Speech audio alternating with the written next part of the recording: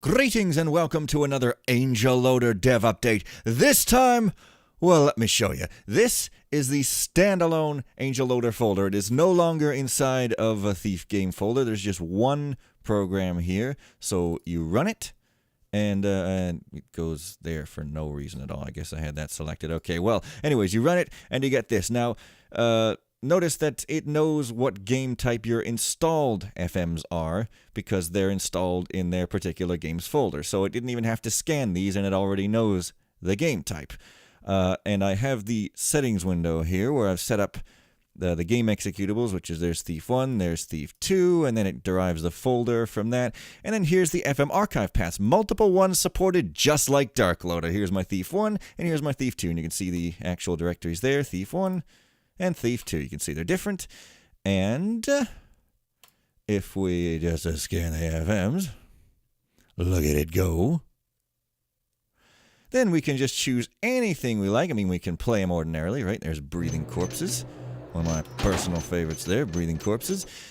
And, we could choose one that isn't installed. Zealot's Hollow. Let's play that one.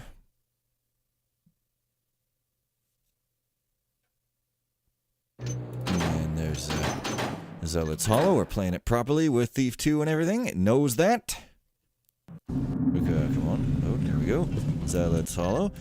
And we could, uninstall that if we wanted.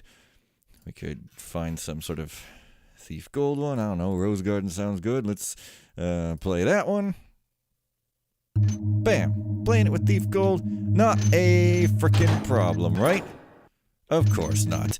Now, the multiple folders. So this is an interesting thing here because when you start to allow multiple FM archive folders, you run into a sort of an issue, and that is duplication of archives, right? Because there's never going to be any duplicate installed folders because they're always like per game and separated. But the archive paths, well, you could just have any kind of games archives in there.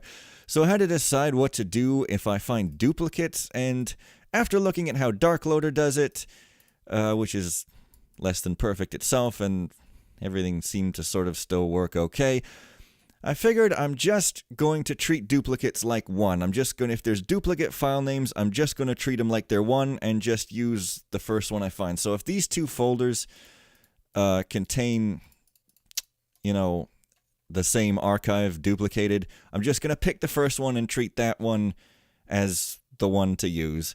And, I could try to get really, really super clever and annoy the user by asking them or whatever, but really it doesn't seem all that likely to be a problem, so that's what I decided to do. I've also added something I forgot last time, which is backing up of the saves and screenshots, like FMCell and New DarkLoader does it. Now, because FMCell and New DarkLoader only allow you to select one archive folder, they just throw the FMCell back, the screenshot, there's your saves, and if there's screenshots, then there are screenshots, but there aren't for that one, so yes. They just throw these in the archive folder, but since I'm allowing multiple archive folders, that would create a huge mess and tons of ambiguity if I were to do the same thing and just pick a folder to throw them in and have to search for them all the time and all that. So in the settings window here, I have made it so that you have to choose a specific folder for FM backups. Now, that's one more option you have to set, but it does make things clear. So I've set... personal info. No personal info. Okay. I've set this one for backups, and there's your backups. And so that's where AngelLoader puts its backups, and it still names them FMCell back because it's a standard, and I don't really want to create like another different standard, and might as well just conform to the one that's already there, right? So this is where I put my backups. However, if you are installing an FM and it has to grab these saves and put them in the FM folder again, it does search all of these archive folders that you have specified for back files, and it searches this one, and then it just compares the dates and uses the newest one. Again, simple sort of ambiguity avoidance, probably isn't going to cause a problem, but you just have to kind of do these things when you allow crazy stuff like this. So it wasn't as scary as I thought, but that's what I've done, and it seems to have taken rather a long time, but believe me, that was actually rather complicated to do. So I'm very happy about that. Like, everything works. You just play stuff and it works. It's great. All right. So that's what I've got done. And here's the to-do. Rather large, as you can see. I'm going to look at doing this. I keep saying that. It's just like, oh boy.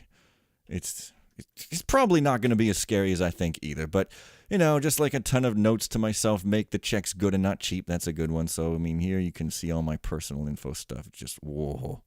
Yeah. That one is done. Heck yeah. So, yes. It works like this. And now on to more work. So, have a good day and goodbye. Oh, and don't mind this. It's only a test.